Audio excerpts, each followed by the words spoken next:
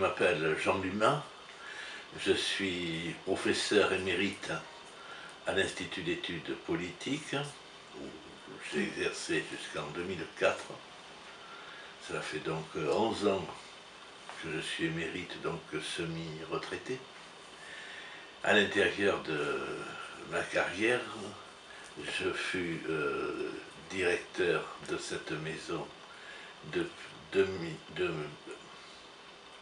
1987 à 1999, c'est-à-dire 12 ans. C'est moi qui détiens le record de présence. Et avant d'être directeur, j'avais participé au début de la Maison des sciences de l'homme en tant que chercheur, responsable de recherche, aux côtés de Jean Borde, donc je connaissais bien l'institution.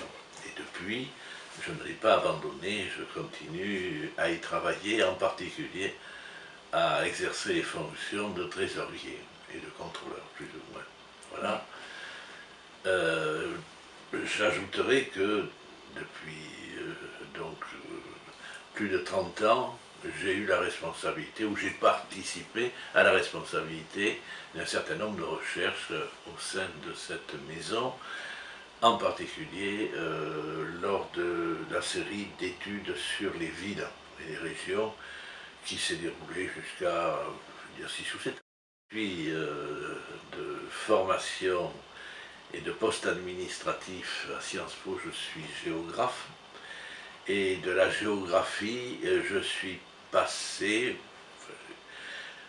dans l'étude de l'urbanisme à travers à la fois des enseignements à Sciences Po et de la création et du développement de l'Institut d'aménagement où j'ai cofondé la partie urbanisme.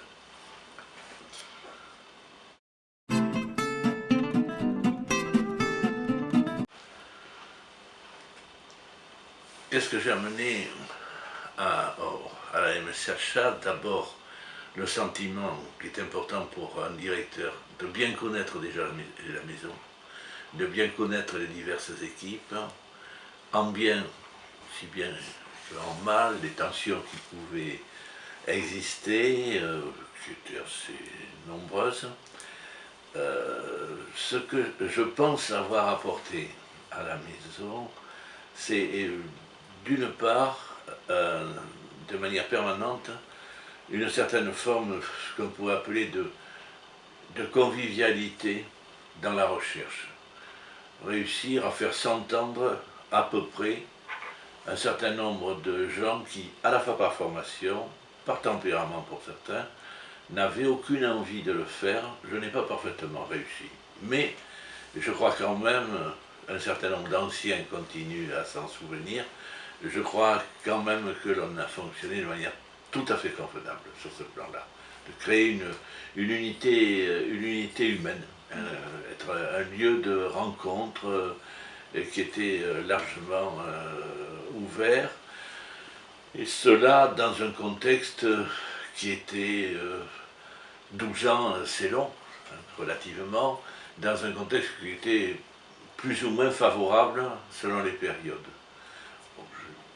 Je dirais que au début de mes mandats, le problème fut de s'accepter, je ne dis pas d'accepter, mais de s'accepter avec l'université de Bordeaux III, dont certains des responsables doutaient totalement de l'unité de la fonction de la Maison des sciences de l'homme, auquel il a fallu, par le travail, par les faits, un peu par de temps en temps les institutions, faire découvrir l'usage de la Maison des sciences de l'homme. Je pense que j'y suis parvenu globalement, pas totalement. J'ai des souvenirs de personnes encore bien en activité intellectuelle, certaines restent dubitatifs quant à l'utilité, mais on y est arrivé. Donc c'était cela. Et puis, une des choses qui ont marqué mon travail institutionnel, ce fut ensuite, c'est la deuxième partie de mon mandat, de vigoureuses oppositions avec les administrations parisiennes. Il se trouvait que, pour des raisons enfin, de relative ancienneté, j'avais de bons réseaux parisiens, en tant que chercheur d'abord, qui ont été bien utiles face à un certain nombre d'initiatives potentielles de ratissage par le bas, puisque la Maison des sciences de l'homme, durant toute la période où je l'étais, puis directeur, et puis ensuite, la Maison des sciences de l'homme était unique en son genre en province. Il y avait Paris et il y avait Bordeaux, pour des raisons de création, historique. Et les choses n'étaient pas toujours simples face à certaines dynamiques administratives. Cela a dû marcher, puisque Sylvie Guillaume, qui me succédait, a pu, en s'adaptant d'ailleurs à des modifications nationales, continuer cette place. Et à travers tout cela, s'il y a, alors ça c'est du passé, c'est intéressant, mais c'est l'institution, mais à travers tout cela, s'il y a une chose qui reste, qui demeure, et dont je suis fier, c'est d'avoir créé les éditions de la Maison des sciences de l'homme. Ça a été le gros travail d'apprendre à avoir une maison d'édition, de lancer diverses collections, avec des responsables de collection, avec des thématiques. Ce fut un peu long, hein, parce que quand j'ai pris la Maison des sciences de l'homme, la Maison des sciences de l'homme travaillait déjà depuis déjà 8 ans, 9 ans. Elle avait des activités de recherche, mais ces activités de recherche se traduisaient par la création, la fourniture de polycopes. C'était des polycopes. On avait en bas, ici, on avait en bas une grosse Gestetner, hein, on avait un massicot, de la colle, et nos publications, c'était, selon les thèmes, c'était 30 exemplaires, 50 exemplaires, que l'on essayait de faire aussi beau que possible, mais enfin, bon.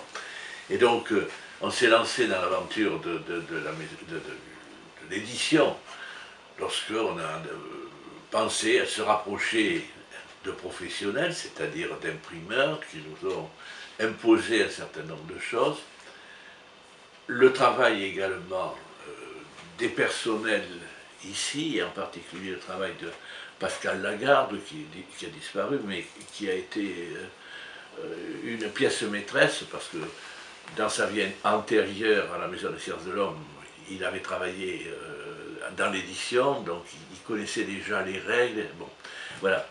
Et au point où nous en arrivons aujourd'hui, ben, la Maison des sciences de l'homme est une maison d'édition efficace, capable de sortir des ouvrages de très grande qualité. Par le travail et la qualité de ceux qui collaboraient. Même si une part importante de ceux-ci faisait partie de Bordeaux 3. Mais pas uniquement de Bordeaux 3. Il a fallu faire comprendre, entre autres choses, à certains de mes collègues, que malgré mes origines, je n'étais pas à Bordeaux 3. Pour les géographes, toujours fait partie de la communauté des géographes. Mais j'étais professeur à Sciences Po, j'étais en relation avec Sciences Po Paris, c'est-à-dire un autre monde. Il y avait également des économistes qui étaient là, en particulier les gens de l'Institut d'économie régionale. Donc il a fallu faire comprendre un certain nombre de choses. Bon, ce travail, c'est un...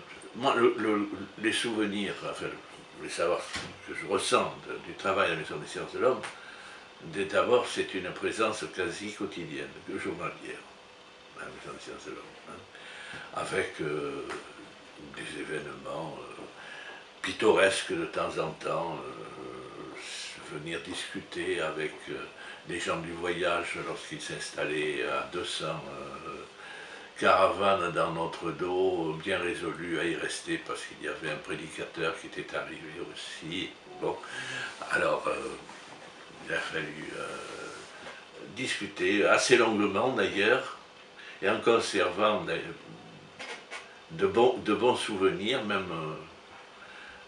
avec des relations un peu râpeuses, je dois dire. C'est tout petit, mais nous avons à l'entrée la grande vasque que vous connaissez, où il y a des nénuphars. Des nénuphars qui sont en fleurs très tôt et qui sont resplendissants en mai, juin, etc. Lors des différents séjours des gens du voyage, quand j'étais là, jamais un nénuphar n'a été coupé.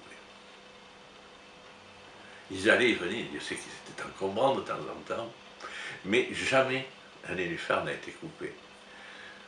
On avait créé, alors, le personnel de temps en temps était, à juste titre, un peu tendu, parce que nous avions des conceptions différentes de la vie quotidienne, de l'hygiène, etc. Mais voilà, et ça, je dois dire que c'est pas scientifique, mais c'est humainement extrêmement, c'est un très bon souvenir. La vie dans la maison, et puis également, alors, de temps en temps, la joie de voir sortir des ouvrages qui étaient référencés. De voir ça arriver, la couverture, enfin, etc. Et de voir ces ouvrages qui sortaient, c'était... Alors certains étaient, disons, discrets, modestes, parce qu'ils s'inscrivaient dans des travaux d'équipes très spécialisées, etc. Mais je me souviens, c'était au début des années 90, à la suite d'un gros colloque qui s'était tenu ici, nous avons sorti un gros livre de 700 pages sur le sport, la sociologie du sport, et j'avais un double plaisir. Premièrement, d'avoir imposé le sport comme objet de recherche au sein des sciences de l'homme. Je me souviens, en tant que directeur, quand je parlais du sport, j'avais quelques collègues qui souriaient en suggérant que j'avais envie de me changer les idées, et ça venait comme ça. Et cet ouvrage a servi et sert encore dans la communauté de ceux qui travaillent sur le sport d'ouvrage de référence. D'accord, c'était... Bon, mais ça, voilà. Donc après vous, il y a eu d'autres directeurs. Qu'est-ce que vous pensez de l'évolution de la MSHA jusqu'ici? Est-ce que vous êtes fier de ce qu'elle est devenue? Est-ce que c'est ce que vous imaginiez? Ou est-ce que vous imaginiez autre chose? Est-ce que c'était mieux? Est-ce que c'était moins bien? Oui, bon. Alors, je dirais que je suis, donc je vous l'ai dit, encore associé d'assez près à la Maison des Sciences de l'Homme, et j'observe que cette maison a su s'adapter.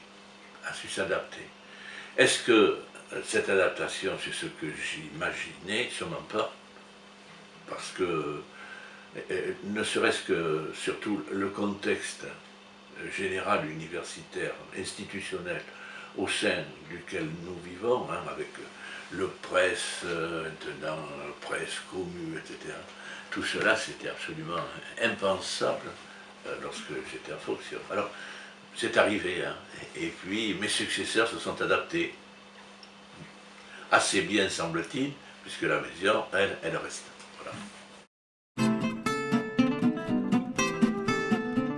J'ai celle-là parce que celle-là, j'y tiens bien. Non, des anecdotes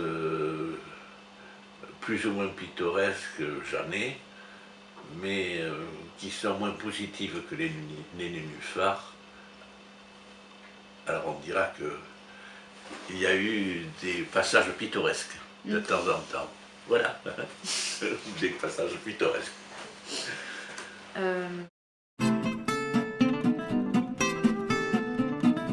Je n'ai pas noté de transformation, de modification significative de la part de la communauté des chercheurs.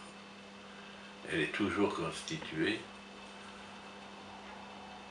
il y a 40 ans aussi, elle est toujours constituée de gens qui sont sympathiques, la plupart d'entre eux travailleurs, pas tous, mais la plupart, tous, sont dotés, et c'est la fonction qu'il veut, d'ego qui sont relativement dimensionnés, largement ou surdimensionnés. Ce qui veut dire qu'en clair, bien que l'on travaille aujourd'hui, les successeurs travaillent sur des thèmes différents, avec des équipes qui n'existaient pas, et c'est très bien, à l'époque où je travaillais. À l'époque, il y avait d'autres équipes qui ont disparu, normal. Mais dans tous les cas, les petits incidents quotidiens qui ont lieu dans la rencontre entre ce savoir personnel à reconnaître absolument, c'est toujours pareil. Et alors là, si je peux me projeter dans l'avenir, là, je peux dire que je suis sûr que ça ne changera pas.